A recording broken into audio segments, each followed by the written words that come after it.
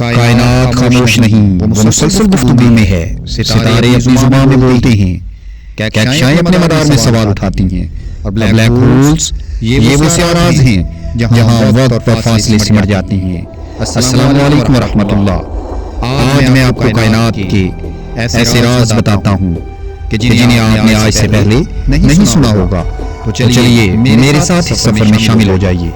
یہ دیکھیے اس تصویر کو، اس میں ہر چمکتا ہوا نقطہ ایک ستارہ ہے۔ یہ ایک کہکشاں کی تصویر ہے۔ اس میں اربوں نہیں خربوں ستارے ہیں۔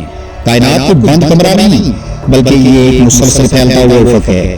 جدید فزکس کے مطابق کہکشائیں بن رہی ہیں، ستارے جنم لے رہے ہیں اور ستارے مر بھی رہے ہیں۔ قرآن نے صدیوں پہلے اس حقیقت کو یوں بیان کیا، وَالسَّمَاءَ بَنَيْنَاهَا بِأَيْدٍ وَإِنَّا لَمُوسِعُونَ، اور ہم نے اپنے ہاتھوں سے اس آسمان کو بنایا اور ہم ہی اس کو وسعت دینے والے ہیں۔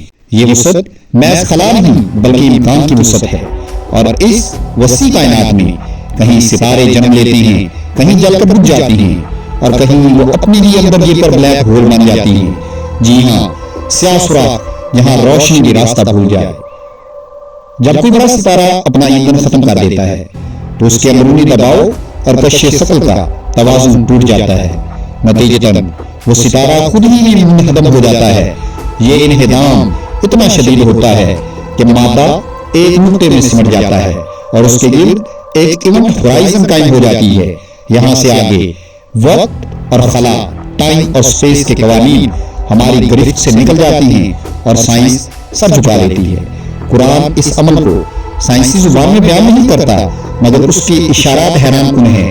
سورۃ التکویر آیت نمبر 15 اور 16 میں اللہ رب العزت فرماتے ہیں، فلا اقسم بالخنس الجوار الکنس، میں قسم کھاتا ہوں ان ستاروں کی جو چھپ جاتی ہیں، چلتے ہیں اور اپنی طرف سمیٹ لیتے ہیں۔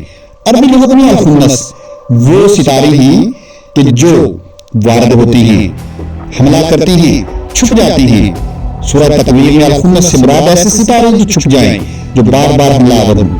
بلیک ہول اپنی فیلڈ میں آنے والی ہر شے پر چھپ کر حملہ کرتا ہے۔ اس کی دست برد سے روشنی، وقت، فاصلہ، معلومات کچھ بھی محفوظ نہیں رہتا۔ الجوار چلنے والے ستارے، بلیک ہول چلتے رہتے ہیں۔ الکنس سمیٹ لینے والے، صفائی کرنے والے۔ بلیک ہولز ہر چیز کو اپنے اندر سمیٹ لیتے ہیں، گویا کہ یہ جھاڑو ہیں، اپنی طرف اپنی ایونٹ ہورائزن میں آنے والی ہر چیز کو اپنے اندر سمیٹ لیتے ہیں۔ اب آتے ہیں معراج مصطفیٰ صلی اللہ علیہ وآلہ وسلم کی طرف۔ اس حقیقت کو معراج مصطفیٰ انسان کے شعور میں محسوس کراتی ہے۔ ایک ہی رات میں زمین سے آسمان تک پلک جھپکنے میں یہ سفر اس بات کا اعلان ہے کہ نہ تو وقت فائنل ہے اور نہ فاصلے ابسولوٹ ہیں۔ اسی حقیقت کو ہم ریلیٹیوٹی کہتے ہیں۔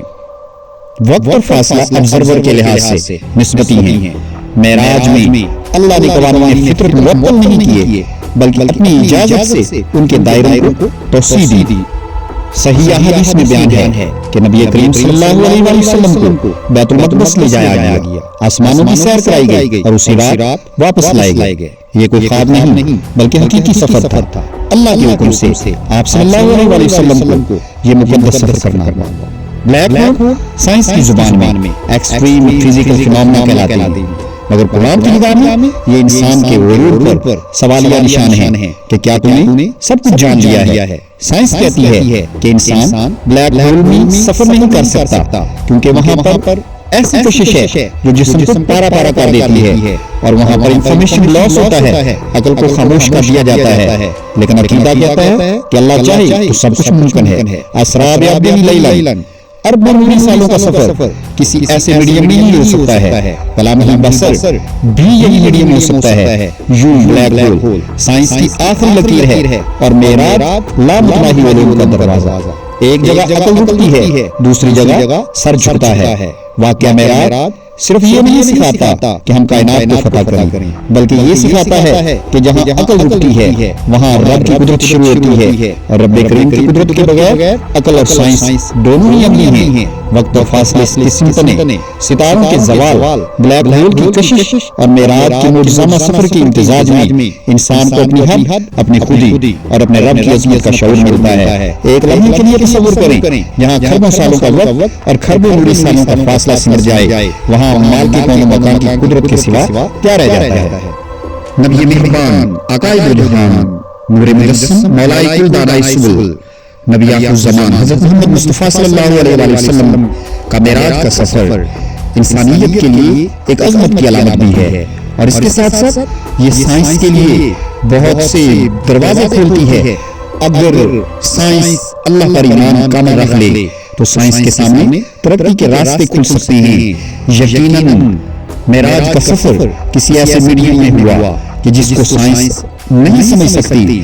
ہاں اگر اللہ پر یقین رکھ لے، عقیدہ پختہ کر لے تو یقیناً اللہ تعالیٰ سائنس کے سامنے وہ میڈیم کھول سکتا ہے۔